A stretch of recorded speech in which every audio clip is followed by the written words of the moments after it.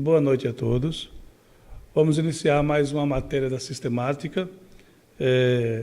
Temos aqui o nosso material de bacharel em teologia, são 32 disciplinas, e hoje nós iremos trabalhar e estudar aqui a angelologia, a doutrina dos anjos, ok? A proposta dessa disciplina é abordarmos os seguintes temas: o que são anjos, a criação dos anjos, a classificação dos anjos, o ministério dos anjos, Satanás e os demônios, quem é Satanás, quem são os demônios, a atividade de Satanás e dos demônios, o destino final dos anjos, e no final faremos uma conclusão. Ou seja, nessa disciplina temos aí 10 capítulos para estar desenrolando, ok? Vamos lá? O contexto e o conteúdo desse primeiro capítulo é sobre a natureza dos anjos, e tem um material sugerido de apoio aí, algumas sistemáticas e um comentário do Novo Testamento, um panorama do Novo Testamento, que vai ajudar o aluno na compreensão desse assunto, ok? Vamos falar sobre a natureza dos anjos. Antes, vamos fazer uma introdução para entender a questão dos anjos, porque não há uma pessoa debaixo dessa terra que não falou, que não tem curiosidades sobre essa doutrina. Agora, é fato, há muita desinformação nessa situação. Há muitos que trazem doutrinas que não se ajustam com a verdade da palavra de Deus. Então, em cima disso, nós vamos fazer uma introdução e depois vamos estar respondendo perguntas acerca desta disciplina, ok? O termo angelologia é formado pelos vocábulos gregos angelos ou angelos e logos, que quer dizer doutrina dos anjos, ou seja, o estudo sobre os anjos. As Escrituras deixam claro que há uma ordem de seres celestiais totalmente distintas da humanidade, também distintas da divindade, que ocupa um estado exaltado acima da presente posição do homem. Hebreus 2,7 tem fundamento para isso. Preste atenção. Quando nós estudamos sobre a doutrina dos anjos, temos que ter uma coisa em mente. O homem é o homem, ou seja, homens são homens. E anjos são anjos. São seres totalmente distintos. Estes seres aqui, os anjos, são mencionados pelo menos 108 vezes no Antigo Testamento e 165 vezes no Novo Testamento. O próprio Senhor Jesus nos mostra a realidade dos anjos. Ele os mencionou em vários textos da Bíblia, Mateus capítulo 18, 22, 26 e por aí. Nós temos que ter um cuidado muito grande em não trazer doutrinas que não se ajustam com a Bíblia, mas ao mesmo instante nós não podemos rejeitar, porque esse é o problema de muitos que têm rejeitado. Há algumas observações importantes aqui que vale a pena salientarmos. Por exemplo, quando nós falamos sobre esse assunto, é importante ressaltar que a doutrina dos anjos é negligenciada de uma maneira geral, a ponto de gerar rejeição entre alguns cristãos sobre o assunto. É possível que, a exemplo dos saduceus, alguém diga não haver ressurreição, nem anjo, nem espírito. Você vai ver isso lá em Atos capítulo 23. Os saduceus, eles não acreditavam que existiam anjos. E hoje nós temos dois polos na igreja. Nós temos, de um lado, aqueles que endeusam, fazem apologia, aqueles que promovem, aqueles que combatem, aqueles que adoram aos anjos, faz culto aos anjos. De contrapartida, nós temos aqueles que rejeitam totalmente a existência deles. Então, a aula de hoje, nesse início sobre a natureza dos anjos, e antes estamos fazendo uma interpretação, uma introdução aqui, nós temos que ter em mente que essa situação ela tem que ser analisada à luz das Escrituras, porque só através da luz das Escrituras é que nós teremos resposta. Essa negligência acontece pelo menos por duas razões aqui.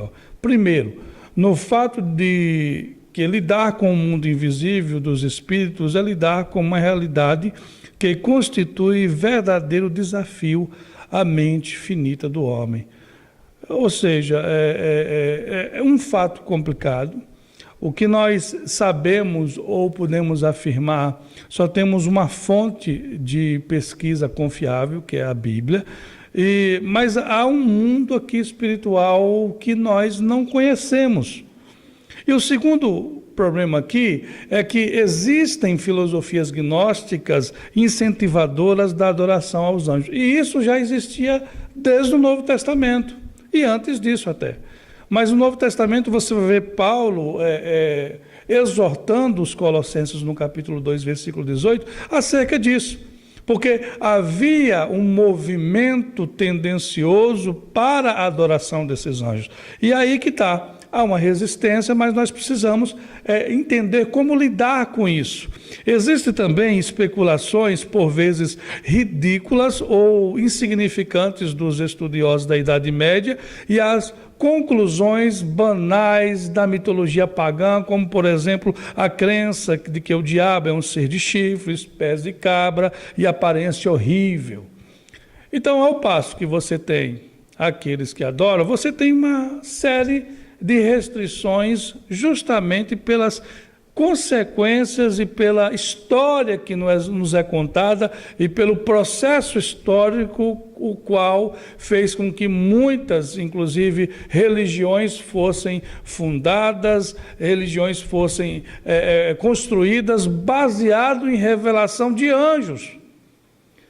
E há ainda a crença exagerada, e nós vemos isso, essa promoção exacerbada na mídia, de bruxaria, magia, feitiçaria, surgida em tempos mais recentes. E hoje é o pau que rola na internet.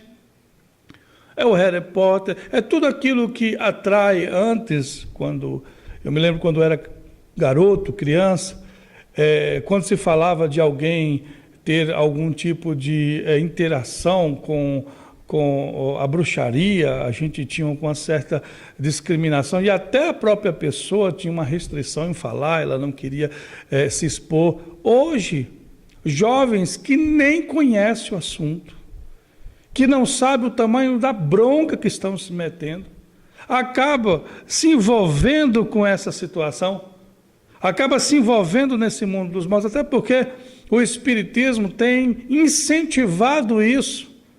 Você vai ver, por exemplo, aqui, anjos são as almas dos homens chegados ao grau de perfeição que a criatura comporta, fluindo em sua plenitude a prometida felicidade. Essa visão aqui é de Allan Kardec, que anjos são homens que foram reencarnando, chegaram no grau de perfeição e agora são seres de luz. Isso encanta. Dessa forma, a gente tem que fazer algumas observações. Esses fatores contribuem para que determinados crentes, a despeito de quererem se afastar desse tipo de coisa, rejeitem a realidade dos anjos como meio de fuga a todo tipo de crença falsa. Da mesma forma que você tem aqueles que adoram, tem aqueles que rejeitam por N situações, crenças falsas, herética e comprometida diante de um Deus Todo-Poderoso, rejeitado totalmente. Ok? Assim, chegamos a afirmar, e como muitos fazem, anjos existem, mas estão restritos às regiões celestiais. Isso é o pensamento de muitos, portanto, fora da realidade do homem, não interferindo em nada na esfera humana. Até é compreensível essa posição, mas nós temos que observar o que a Bíblia fala sobre esse assunto. Porque o que a Bíblia diz é o que importa. Eu sempre, quando ensino, eu uso aquela expressão, e aprendi muito com isso, quando o apóstolo Paulo, ele, em 1 Coríntios, no capítulo 4, versículo 6, o apóstolo Paulo fala, comparando-se, eles comparavam Paulo, porque a igreja de Corinto, no contexto dela, sabemos que era uma igreja cheia de divisão, e ele fala, eu usei essas coisas entre mim e Apolo para que vocês possam aprender em nós e não ir além do que está escrito. Desta forma, irmãos, não importa o que e os exageros que aconteceram, o que a história promoveu. Queremos alertar a quem pensa dessa forma que deixar de crer na realidade dos anjos, é deixar de crer na autoridade das Escrituras, a veracidade da Bíblia, uma vez que a mesma afirma a realidade dos anjos. Então, em cima disso, nós vamos estar estudando aqui essa matéria, e a primeira pergunta aqui que nós temos para a aula de hoje é: o que são anjos? Eles existem de fato? A Bíblia sustenta isso, como eu já falei anteriormente. São 108 versículos no Antigo Testamento que fala sobre anjos, e 165, portanto, quase 300 citações na Bíblia sobre a palavra anjo. O que são anjos?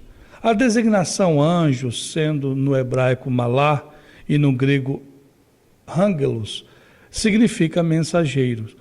Os santos anjos são mensageiros daquele que os criou.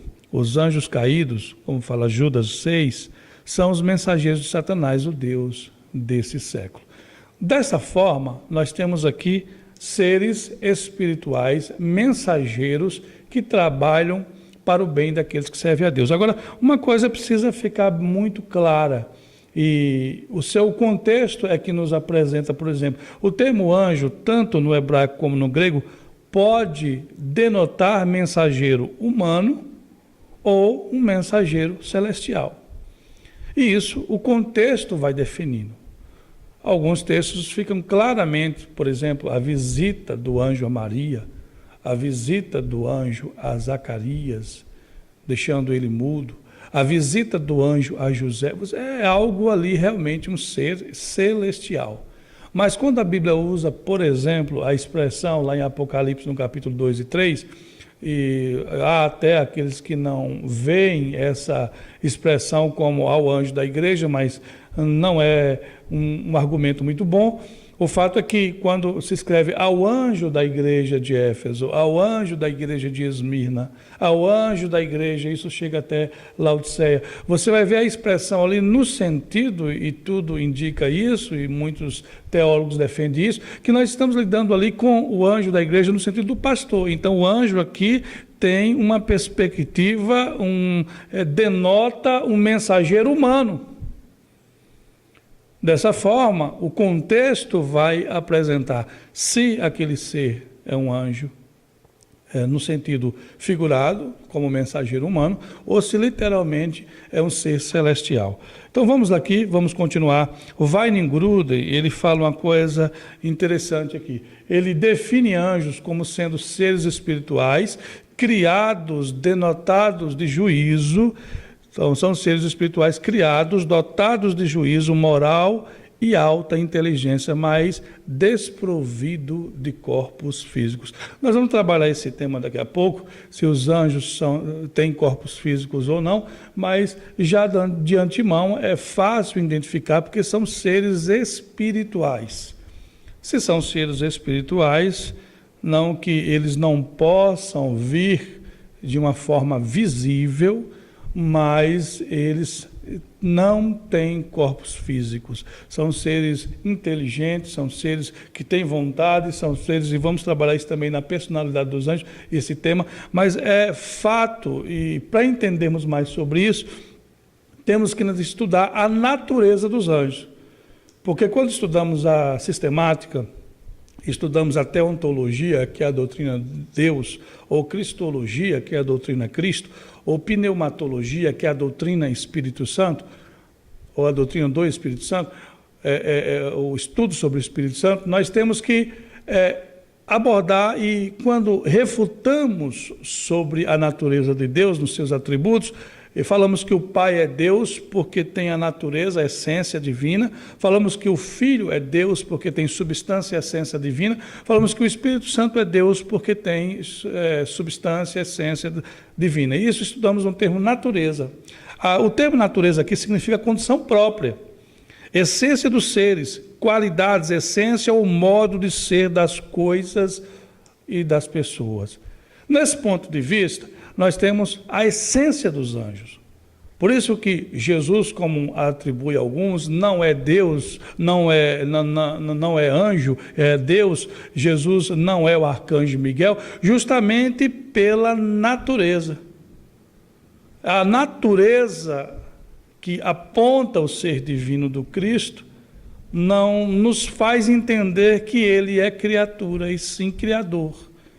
Os anjos aqui, para entender um pouco sobre eles, temos que estudar também a natureza. Uma vez que, para entendermos as particularidades e características dos anjos, é necessário conhecermos a essência, as condições próprias desses seres celestiais. Procuramos, então, acompanhar o que dizem as Escrituras sobre a natureza dos anjos. Então, vamos ficar no que Paulo disse, e vamos nos atentar o que diz as Escrituras sobre a natureza dos anjos. Vamos lá. A natureza dos anjos. A primeira pergunta aqui, e eu vou colocar como pergunta,